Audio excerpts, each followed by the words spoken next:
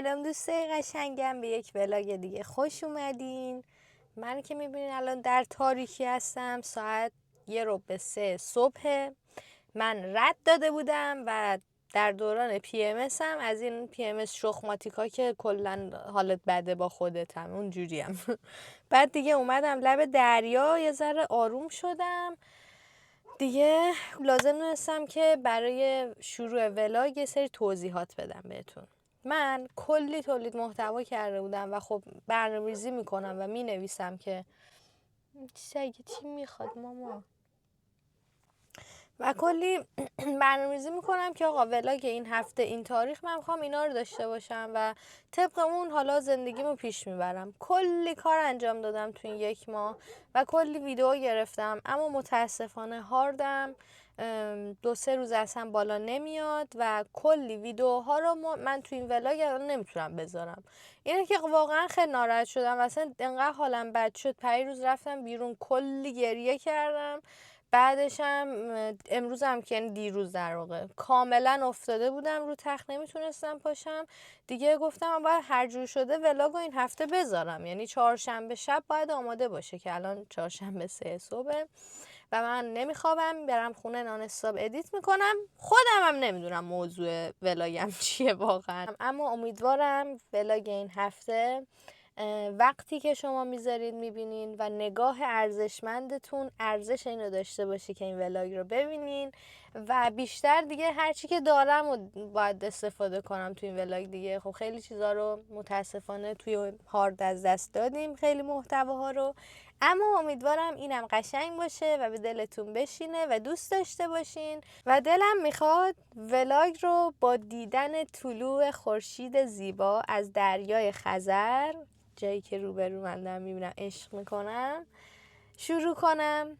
4/4/1404. بعدش داستانایی که وجود اومد تا برسیم به تاریخ امروز که 8 مرداده فکر کنم، نمیدونم چهارشنبه چند مرداده، فکر کنم 8 مرداده. و خلاصه احوالات منو میبینید در این روزها و امیدوارم که دوست داشته باشین. زیاد وقتتون رو نمیگیرم که بریم با هم ادامه ویدیو رو ببینیم.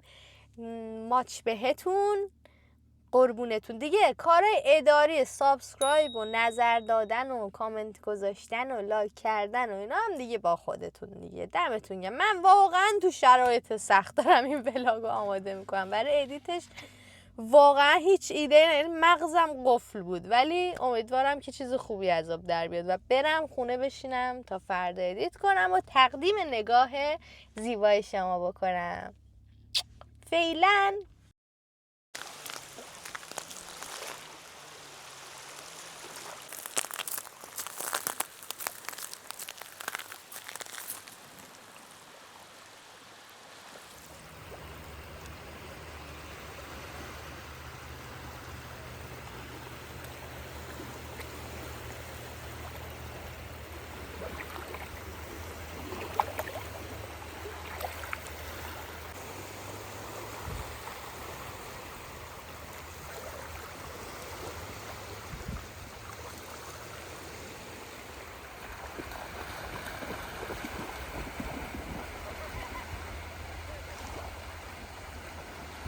خیلی راضی اومدیم طلوع دیدیم. مرسی اومدیم.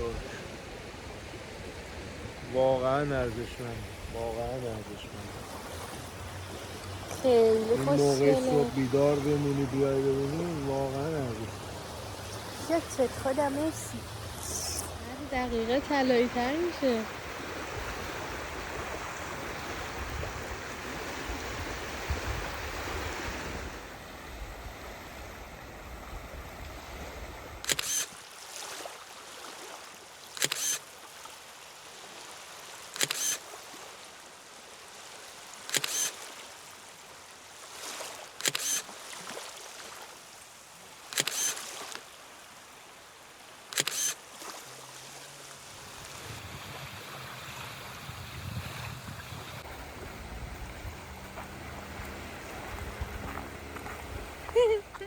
در تاریخ 7 تیر ما مجبور شدیم بریم تهران که درمان بابا لطیف رو پیگیری کنیم، بیمارستان فارابی ببریمش تا ببینیم مشکل چیه و درمان رو شروع کنیم.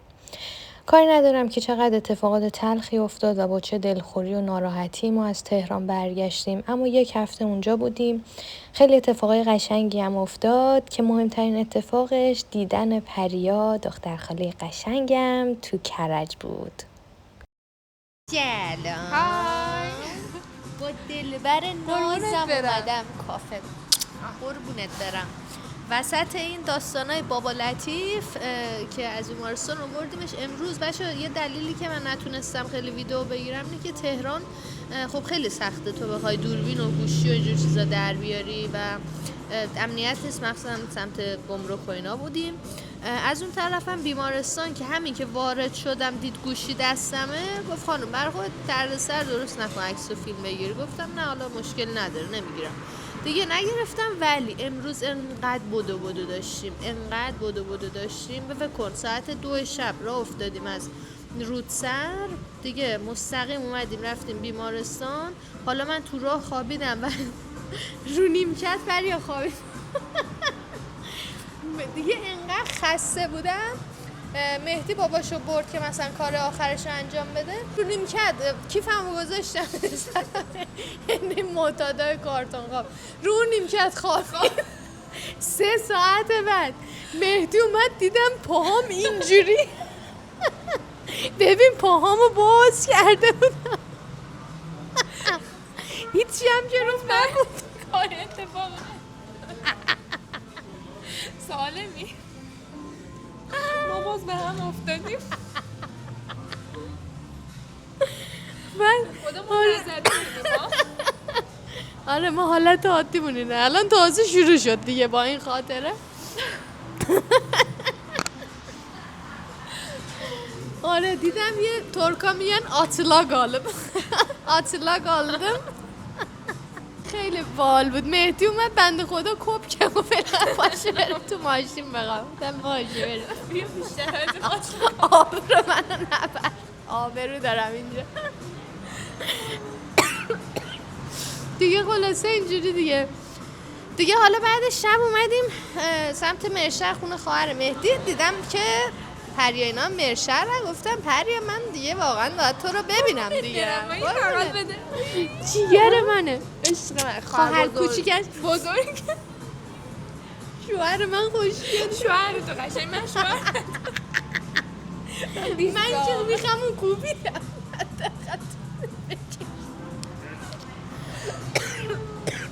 آره ما هم حالا اومدیم جلو دوربین داریم به حرف میزنیم میخندیم. بچه ها اصلا نمیفهمم موضوع چیه. آقا کافه که هستیم ببینین چقدر گوگلی و خوشگله. بذار نشونتون بدم. به انتخاب پریا کلا پریا کافه های مرشه رو ته همه شونو در آورده. جاهای خوب.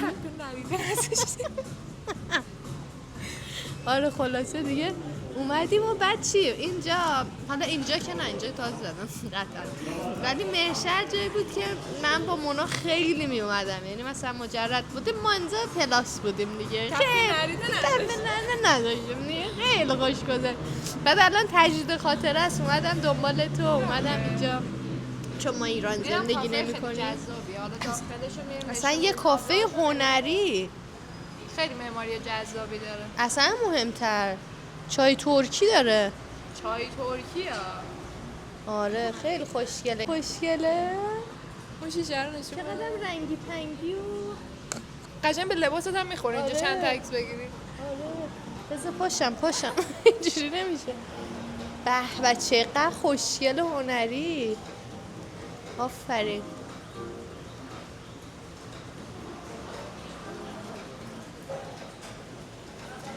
خیلی خوشم میاد از این کافه‌هایی که اینقدر ارزش قائل میشن برای مخاطب.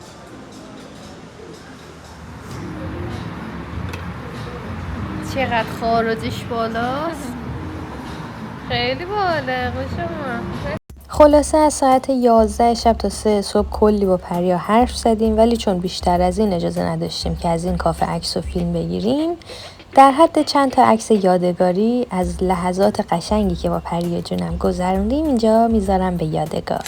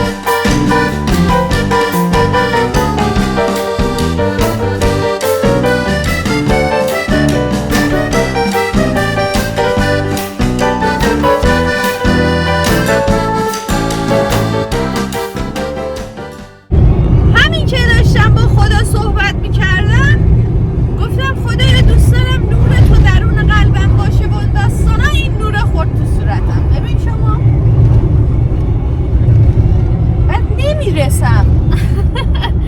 یه جوری گم شده بودم پیدا شدم الان. البته قیافه رو خیلی داغونم.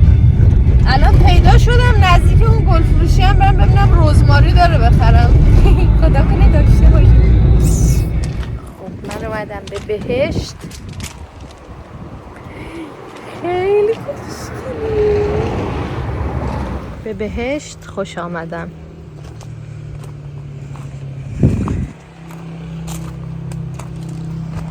وای چقدر دوست دارم من اینو رو. چه خوشگلی. جانم ببین چی پیدا کرده. سلام. وای کنم اینه بزنی. گفتین یه دونه بکنم ازش.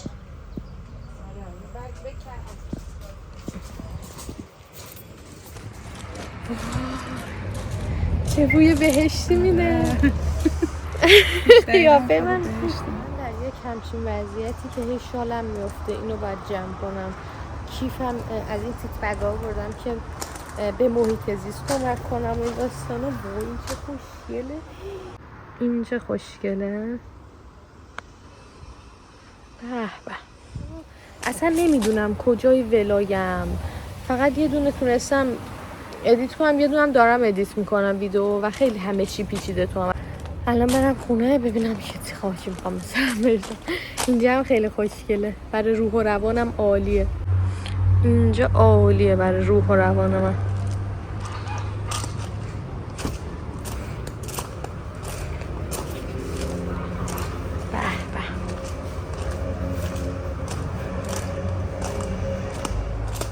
بچه بهلیمو هم خریدم. خوشم میاد. هم شارژ نداره ولی خدا رو شکر میکنم. خدا نگهدار خستم. خدا رو شکر میکنم که پولامونو توی این مسیر خرج میکنم. ولی گلامو ببینید. خیلی خوشحالم برای خریدشون.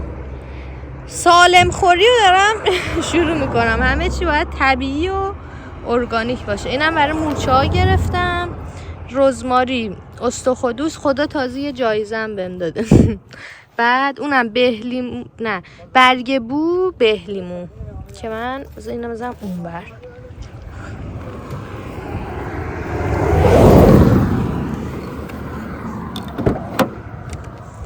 چون جاده شمال خیلی اعتباری بهش نیست.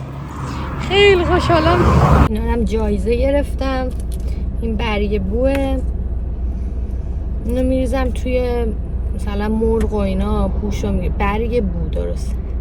بعد من تصمیم گرفته بودم آشپزی کنم خودم. گفتم بذارم چیزای ارگانیک بخرم که تو خونمون باشه. اینم سری بعد من میخرم. وای یه چیز نوستالژی رونده. یاسه نمیدونم چی بود. مثل اون یکی یاسه نیست ولی یک بویی داره. ببین توی مریضداری یه تجربه‌ای که دارم که روحیه مریض باید حفظ شه. بعد بابا لطیف اگه مثلا گل و گیاه دور و برش ببینه این عطرات بوهای طبیعی مثل رزماری و اینا به مشامش بخوره قطعا امیدش به زندگی بیشتر میشه و کلا هم برای حال رویش خیلی خوبه. بعد همین که سالم میخوریم همین که در واقع لذت بصری میبریم دیگه. اینا کارهایی که دوست دارم وقتی که بابا لطیف با ما زندگی میکنه ازش لذت ببره و در آرامش باشه.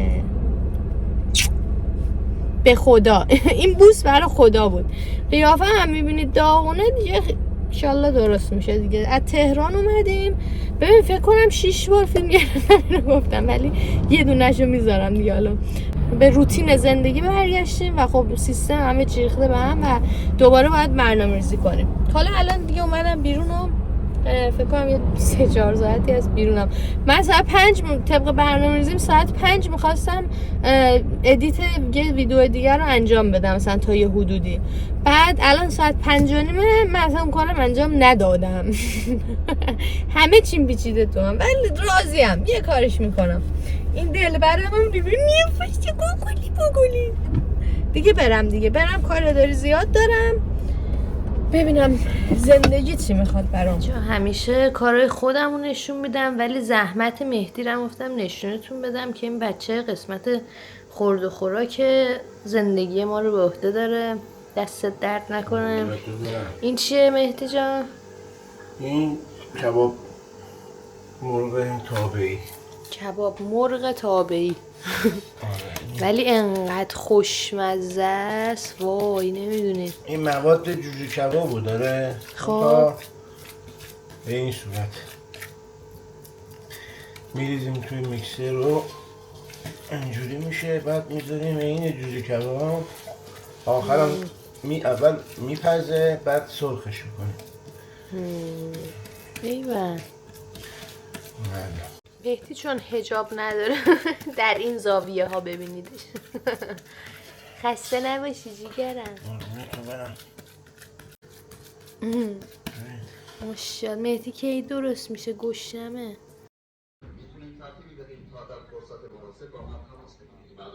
از کارهای مهمی که کردم و ویدیوهاش در دسترسمون نیست خرید میز و صندلی رنگی پنگی بود، چون که رنگ تو روحیه تاثیر میذاره، و عصاره گرفتن از این گیاهایی که خریدم. مثلا رزماری برای عطرش، برای دفع حشراتش، و توی غذا هم میتونیم استفاده کنیم، و برای مو خوبه. استخودوس هم برای بهبود خلق و خو، کیفیت خواب و دردای میگرنی، و اینم بهلیمو که توی آب میریزم و تا 3-4 روز طعمش میمونه. خلاصه یه پادکست گذاشتم، رفتم کلی گلای حیاط و همه رو گلای بالکن و خاکاشون رو عوض کردم و سر و سامون دادم. بعدش هم ناخونامو درست کردم و آماده شدم برای شروع درمان بابا لطیف و اولین جلسه شیمی درمانی. سلام علیکم.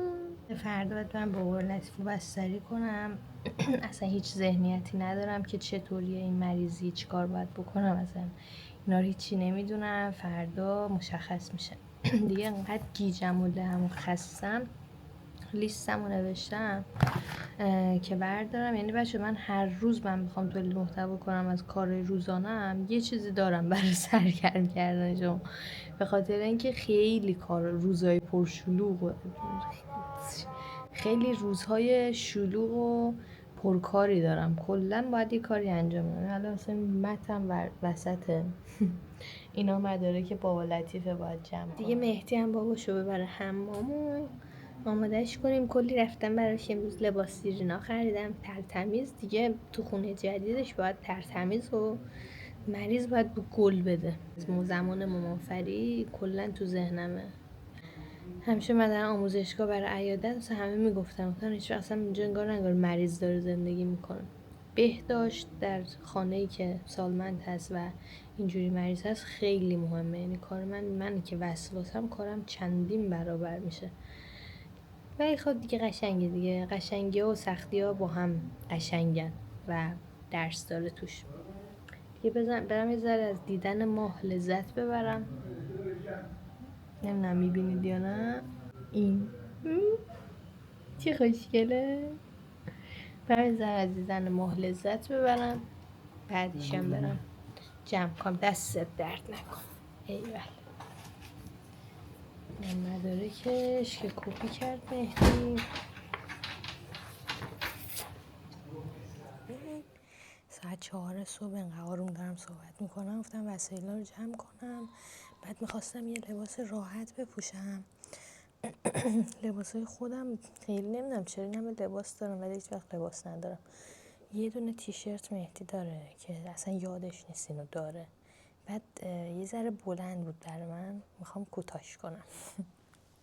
به روی مهدی هم نمیارم، برم کوتاش کنم ببینم قشنگ میشه بپوشم.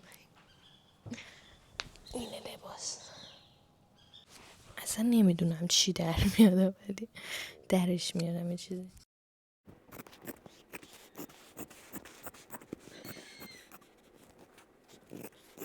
اینقدر لباس رو بریدم این در اومد.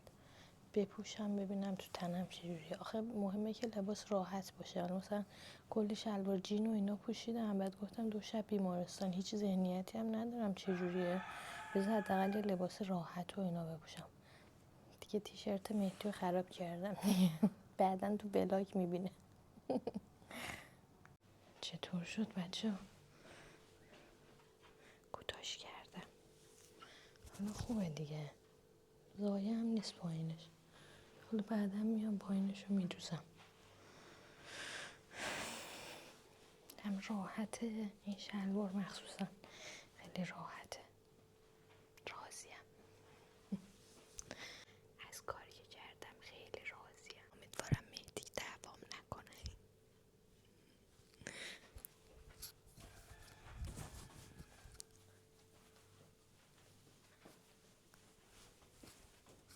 برم به بقیه کارا برسم که یه ساعت دیگه باید بابا لطیفو بیدار کنم، یه صبحونه خیلی توپ بهش بدم، بریم که واسه شیمی درمانی.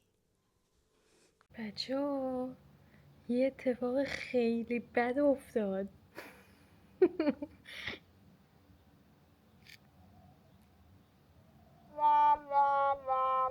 دندونم شکست. یاوره. حالا امروز دارم میرم بیمارستان. خیلی بد شد. وای شد دیگه، چیکارش کنم؟ بابا لطیفو برگردونم میرم صاف تهران درستش کنم. دیگه 2 روزم منو اینجوری ببینید دیگه، قدر دندونام بدونید. قیافه رو وای خدا. تیشرت هم مهدی فهمید هیچی نگفت، خندید گفت از دست تو. دیگه ولی خیلی زشت شد. ماسک میزنم، حتما ماسک میزنم.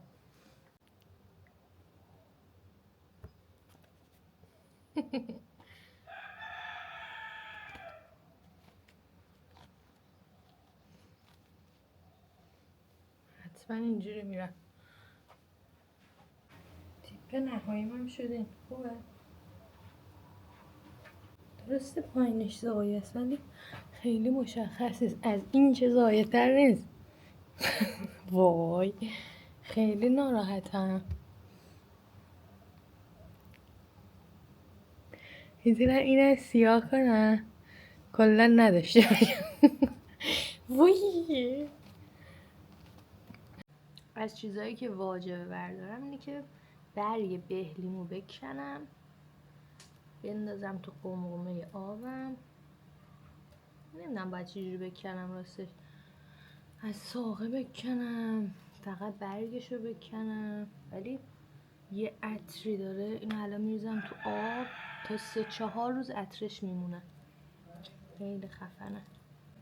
خیلی خجالت میکشم دندونام اینجوریه بچه، راستشو بخواین.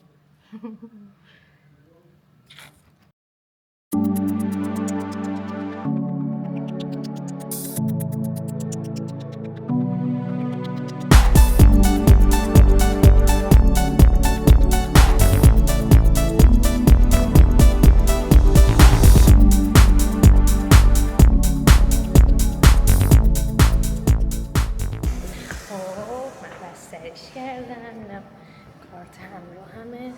اینقدر اینجا بیمارستان شیک و تمیزیه مثل هتل میمونه. انشالله که به خیر بگذره و دیگه ببینیم چی در انتظارم. خوابم هم میاد، احساس خوشگلی هم دارم. عاشق لباسای مهدی هم، از این به بعد لباسایش برام کوتاه میکنم. الان رفتم سرویس بهداشتی، دندونم رو دوباره دیدم. خیلی زایم. ببین خیلی یادم میره دندونم اینجوریه، نیشم تا پناهگوش باز. بعد الان طرف میکنه من کلا اینجوری بودم. خودش دندون خیلی تاثیر داره تو چهره. دیگه برم وسیله‌امو تو ماشین بیارم چون که 2 روز هستیم اینجا فعلا. سرگرم شم دیگه.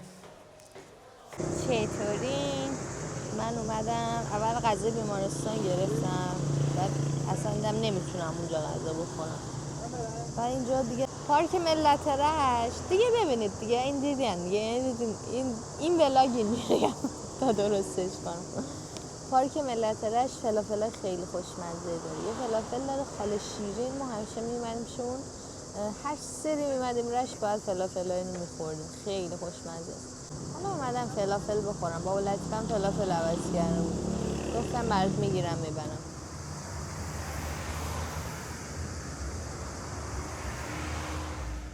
خلاصه بچه سرتون رو درد نیارم. تو بیمارستان انقدر لحظات احساسی با بابا لطیف داشتیم و تو بغل هم گریه کردیم و همه میگفت دور از جونش میگفت دوست دارم تو بغل الهه از این دنیا برم و انقدر شعف درونی من زیاد بود که اصلا نمیتونستم خودم رو کنترل کنم که حالا کتابمو بخونم یا کارامو انجام بدم. کلا محیط بیمارستان یه جوریه که تو خیلی نمیتونی روی کارات تمرکز کنی و مجبوری که استراحت کنی.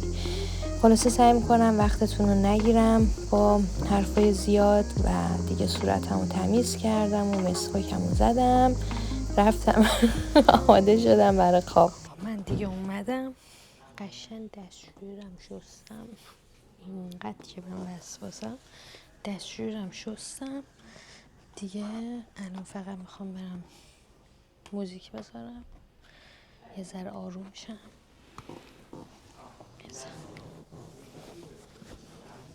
وای چه حالی میده.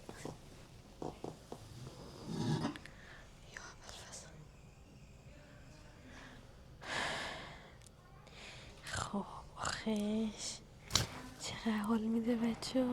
فکر کنم 2 روزه نخوابیدم درستابی.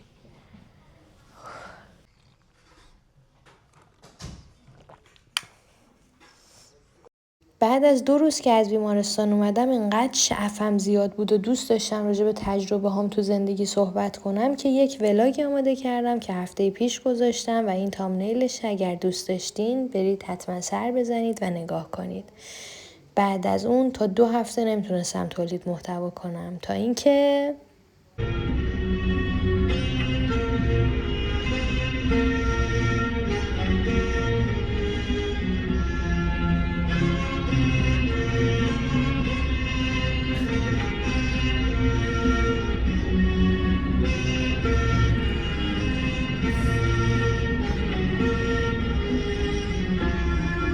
اینجوریه قشنگ حالا نزدیک پریودمه. قشنگ میدونم که حال چرت و پرتی دارم واقعا. امیدوارم زودتر تموم شه. ناخونام هم شکسته نگاه. امروز خواستم هم ترمیم کنم تو گفتم باید من دور بزنم با ماشین، اصلا حالم خیلی بد بود. خلاصه امروز اینجوری هم دیگه. امیدوارم زود خوب شه.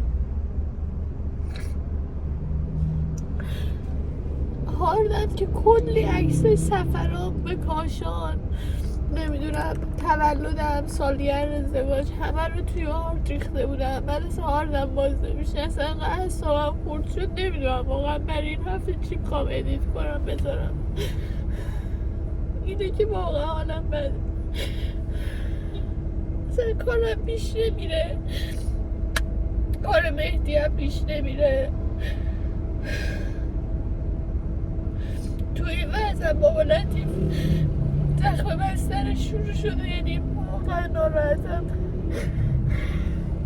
دیشب با مهدی ساعت 11 شب رفتیم، ساعت 2 برگشتیم.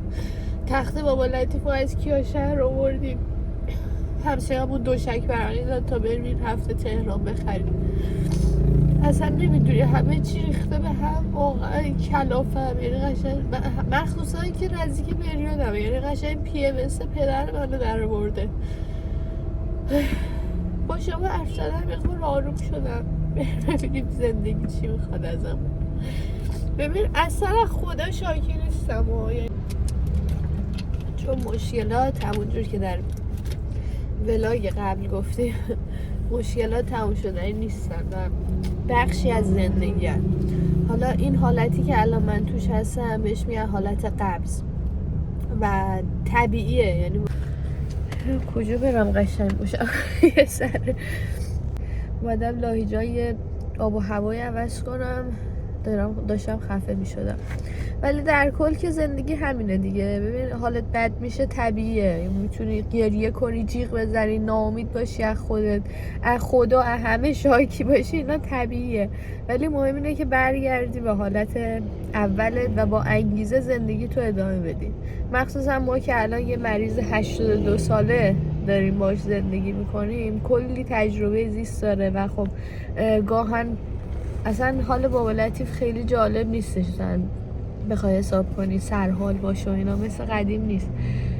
و خب ما داریم میبینیم دیگه تهش اینه و ما نمیدونیم چقدر قرار عمر کنیم، که اینه که باید امیدوار باشیم به زندگی و زندگی رو ادامه بدیم هرچند سخت و راهمون رو پیدا کنیم. وقتی راهتو پیدا کنی قطعا یه چیزایی برای اینکه روحیت بهتر بشه پیدا میکنی که در واقع این روزا رو بگذره.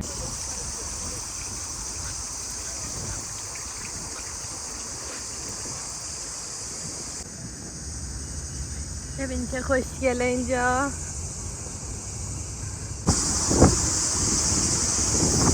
باد خوبی. تا اینجا بشینم.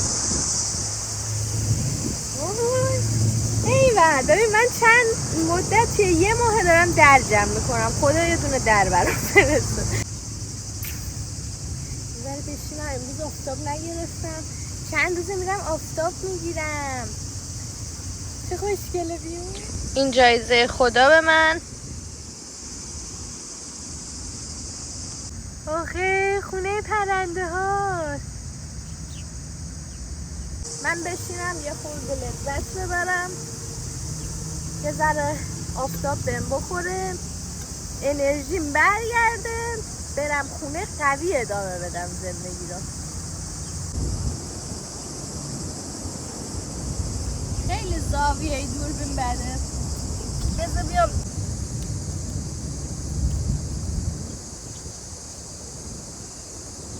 این خوبه. هم آفتاب میگیرم.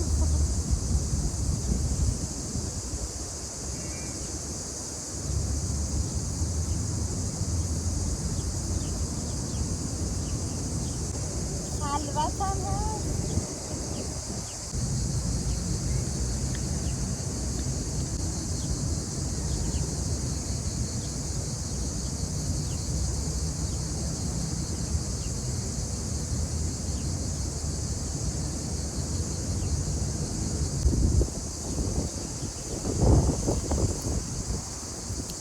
وای چقدر حال میده. کاش متن اینجا بود ورزش میکردم.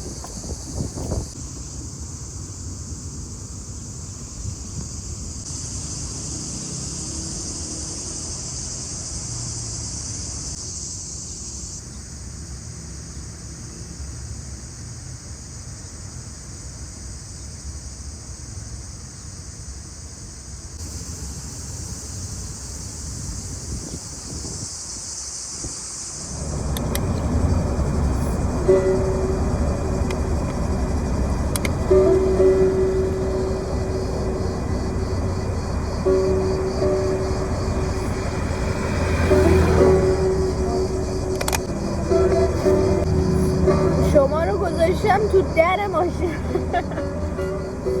جوش مجلسی رو داری؟ سلام چطورین؟ من برگشتم خونه. ناخونم رو ساعت 6 انداختم. ورزشم رو کنسل کردم. دیگه عرض کنم که دیگه دوش گرفتم، با شال براتون لباس درست کردم، طراحی کردم. میخوام بعد عذرخواهی میکنم. میخوام بعد 1 سال و 2 ماه 13 ماه لاکژل و ناخون نداشتم، برم امروز ریمووش کنم. چرا؟ آره اینا رو میخوام ریموو کنم. بیا بالا دوست عزیز، بیا بالا. من اینجا. این چیزش روش من اینجام. دیدی؟ آره اینا رو برم ریموو کنم. فعلا مانیکور برم. دلم برای ناخونای خودم تنگ شده. خیلی وقت بود اینجا باهاتون حرف نزده بودم. دارم آماده میشم و خیلی هم دیرم شده. برم ناخونامو درست کنم. دیگه آخرین تصاویری که میتونید داشته باشید از ناخونای من، میخوام برم مانیکور کنم و کلا وردارم لاکژل و اینا رو. این خیلی حس خوبی دارم که میخوام برگردم به عادت کارخونه، که اینجوری فعلا با من همراه باشه. دیگه واسیلامو اینجوری پرت میکنم دیگه، حالا چیزی از توش در میاد.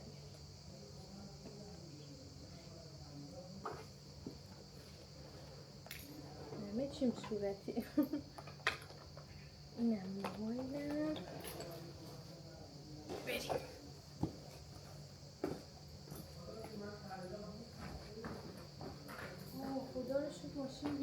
خدا رو شکر ماشین بیرونه نمیخواد تو پارکینگ درش بیارم. پارکینگ رو بذار بیلق داره. میزنم آرایش کردم یعنی بیروحی در بیام. خدافظ ناخنهای خوشگلم. چه سختی هم تو. خیلی چسبیده به دیوار پارک کرده بودم. گرمه. دیرم شد. مهدی اومدیم لاهیجان که داروهای بابا لطیف رو بگیریم. اینقدر خوشم میاد من از خیابون شیشه گران. خیلی باحاله. من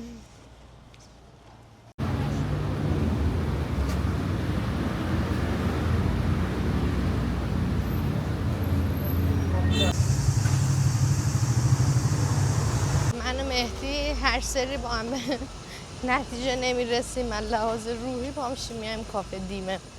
خیلی جای قشنگیه. الان داریم میریم اونجا.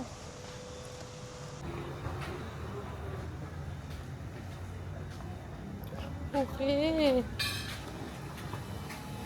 سلام.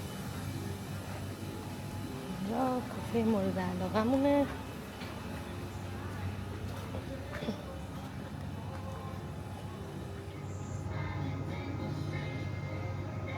جانم مامان چقدر تشنه است.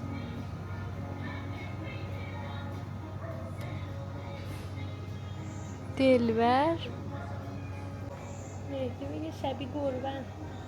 آره صورت گربه‌ای هست. مهدی چی بخوریم؟ اینقدر گرمه. دلم هم چای میخواد هم یه چیز خنک. شیک. آفوگاتو میخوای بخوریم؟ غذا نمیخواد؟ دوست دارم من الان مثلا کشک بادمجونی. کشک بادمجون بکنم خوشمزه است. خوبه کشک بادمجون. خب کشک بادمجون بخوری آفوگاتو نمیتونی بخوری. بس آفوگاتو رو میخوام. چرا؟ خب غذا بخور. خب باشه پس 2 تا آفوگاتو. من نخوردم تا حالا. اگه میگی خوبه بگیریم. خوشمزه است. اینقدر گرمه. مهدی این خونه روبرویه اینا هتل ها چه خوشگله.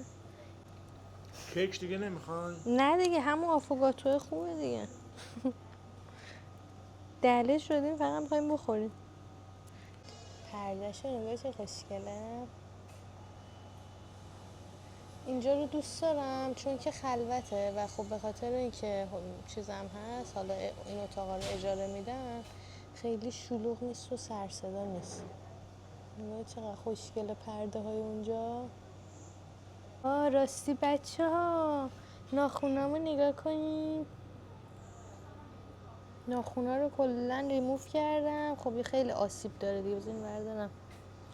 این الان خیلی آسیب داره. یعنی اونقدری که باید نمیشد پولیش زد. حالا من خودم اومدم خونه یه ذره پولیش زدم یه ذره براق شه. ولی خب حالا تا یه مدت باید تقویتش کنم.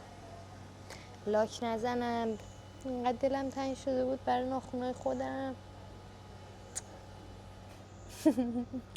دیگه یه مدت هم اینجوری سر کنیم و دندونه حالا تا 1-2 هفته باید اینجوری باشه چون تهران نمیریم و این هفته میشینیم کارامون انجام میدیم. من بخاطر اینکه این هفته ویدیو بذارم در این از این دندونم گذشتم که نریم و بشینم کار ادیتو انجام بدم دیگه عرض کنم اینطوری. مهدی هم که کلا من حرفی نداره. دارم حذف اضافه انجام میدم. او حذف اضافه رو انجام بدم. که دیگه الهی جون شرمنده. کلی برنامه‌های جدید داریم من و مهدی. منتظریم که عملی شه. این قشنگ لهیم جفتمون. واقعا لهیم. خیلی پیچیده از زندگی ولی پسش برمیاد. قشنگ خدا داره دهنمون رو سرویس میکنه. معلوم نیست چی میخواد بهمون بده، اینجوری دهن من داره سرویس میکنه. قربونش برم. از توی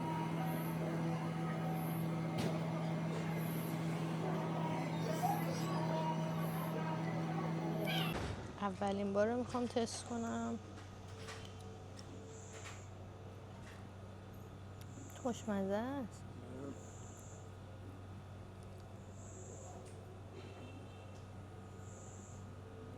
آخه چقدر خوبه.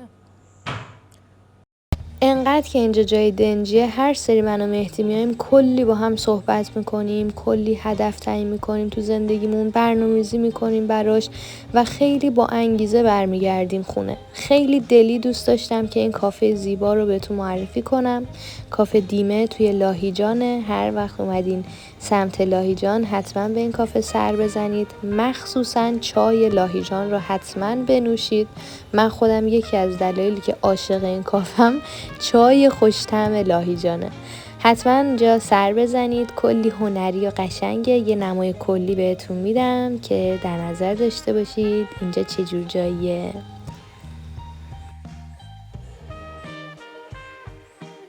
دوستای قشنگم، ما رسیدیم خونه. من خیلی خستم، یعنی اصلا چشام معلومه. امروز روز سختی داشتم، گریه و نمیدونم دغدغه و خود PMS، یعنی PMS هم ترکشش خورد به ناخونام که رفتم کلا ریموو کردم.